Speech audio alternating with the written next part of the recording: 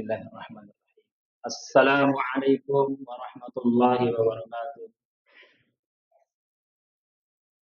Alhamdulillah, alhamdulillahi rabbil alamin. Wa bihi nasta'inu ala umuri dunya waddin. Wassalatu wassalamu ala asrafil anbiya'i wal mursalin wa ala alihi wa sahbihi ajma'in. Ma ba'd. Hadratil muqarrabin, para alimil ulama, para asatidz, para tuan guru, khusus yang saya hormati dan yang saya cintai, Ketua DKM Masjid Jami Ar-Rahmah, Al-Ustaz Haji Wawan Suarsono serta jajarannya, tak pula yang saya hormati dan saya banggakan panitia Ramadan 1446 Hijriah beserta staf-staf.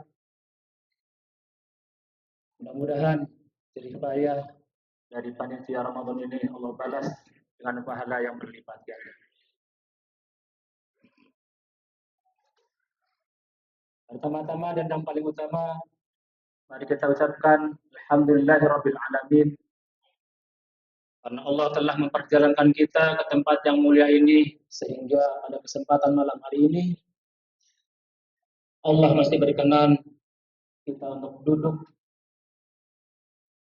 bersama di dalam masjid yang mulia ini.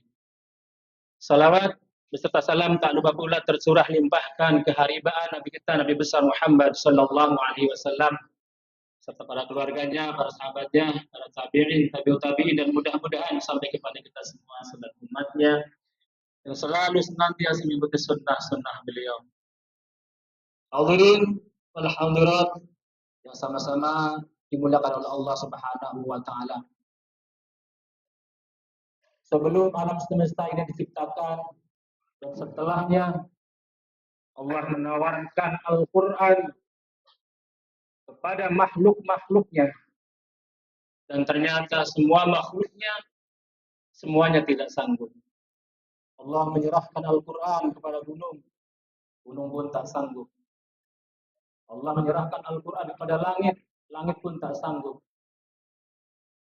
Allah menyerahkan Al-Qur'an kepada laut, laut pun tak sanggup. Dan akhirnya Al-Qur'an Allah turunkan kepada umat manusia, keturunan Nabi Adam, khususnya umat Nabi Muhammad sallallahu alaihi wasallam. Al-Qur'an diturunkan melalui malaikat Jibril. Malaikat Jibril menjadi malaikat yang paling mulia di antara para malaikat. Al-Qur'an diturunkan dari Jibril kepada Nabi Muhammad sallallahu alaihi wasallam, nabi termulia seluruh para nabi dan para rasul. Dan Al-Qur'an pada akhirnya sampai kepada kita semua, dan mudah-mudahan kita dijadikan umat termulia di antara umat-umat yang terdahulu.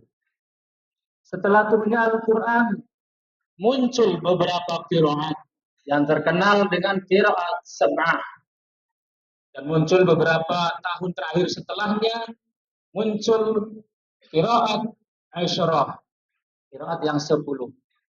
Saya akan bacakan mungkin dari beberapa imam yang ada di qiraat 10. Saya bacakan sekilas saja. Yang pertama yaitu Imam Nafi Al-Madani. Beliau wafat tahun 199 Hijriah. Beliau punya murid Imam Qalun dan Imam Warosh. Yang kedua Imam Ibnu Katsir, wafat tahun 120 Hijriah. Punya murid Imam Al-Bazi dan Imam Unbul. Yang ketiga Imam Abu Amr Al-Basri, wafat tahun 154 Hijriah. Punya murid Imam Ad-Duri dan Imam As-Susi. Yang keempat Imam Ibnu Amir Asy-Syami, wafat tahun 128 Hijriah. Punya murid Imam Ibnu Hisham dan Imam Zakwan. Yang kelima yaitu Imam Asim Al-Kufi, wafat 127 Hijriah. Punya murid Imam Syu'bah dan Imam Hafiz. Imam Hafiz meninggal tahun 180. Yang keenam, Imam Hamzah Al-Kufi, meninggal 156. Punya murid Imam Al-Khalad dan Imam Khalad. Yang ketujuh, Imam Al-Kisai Al-Kufi, punya murid Imam Laits dan Imam Hafs Ad-Duri. Hadirin wal hadirat yang sama-sama dimuliakan Allah Subhanahu wa taala. Itu baru 7, mungkin 3-nya nanti setelah pertemuan kedua. Apa yang dikatakan oleh para ulama qiraat yaitu sesuai dengan dasar pemikiran pada umumnya kaum muslimin di dunia ini membaca Al-Quran melalui qiraat Imam Asim riwayat Hafiz, dan toriknya torik Imam Asy-Syatibi.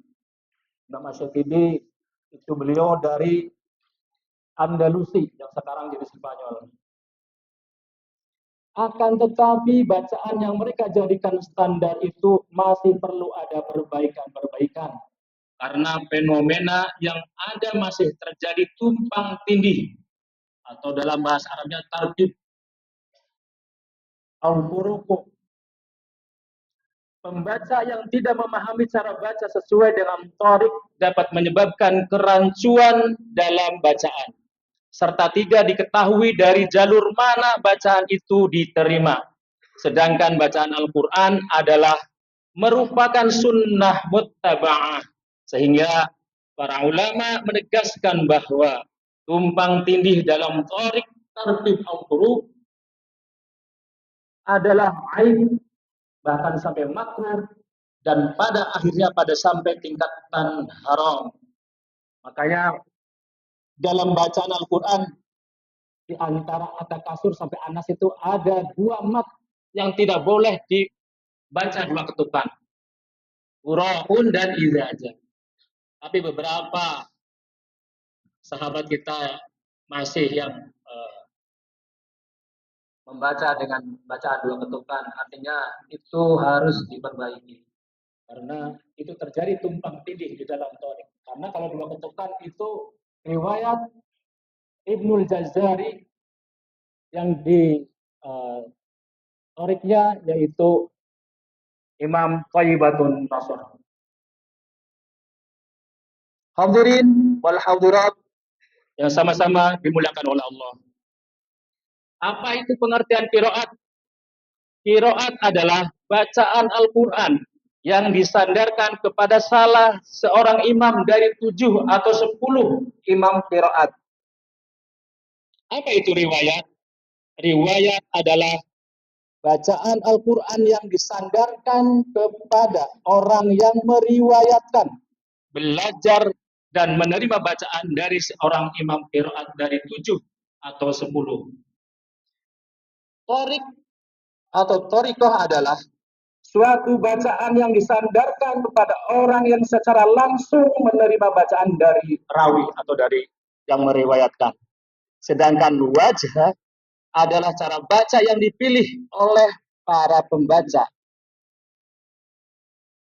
Itulah hadirin wal hadirat, sekiranya kita untuk terus belajar mengenai qiraat yang 7 atau 10 mungkin, dan pada akhirnya nanti mungkin hari Sabtu beliau Al-Ustadz Abdul Rahman beliau menguasai hampir 10 qiraat.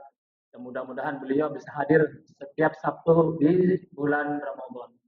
Dan kita tunggu nanti apa yang mau disampaikan sama beliau. Mudah-mudahan nanti kita bisa memetik ilmu dan mudah-mudahan akan bermanfaat. Itu saja yang perlu saya sampaikan. Tak berpanjang kalam. Wallahu a'lam bishawab. Assalamualaikum warahmatullahi wabarakatuh.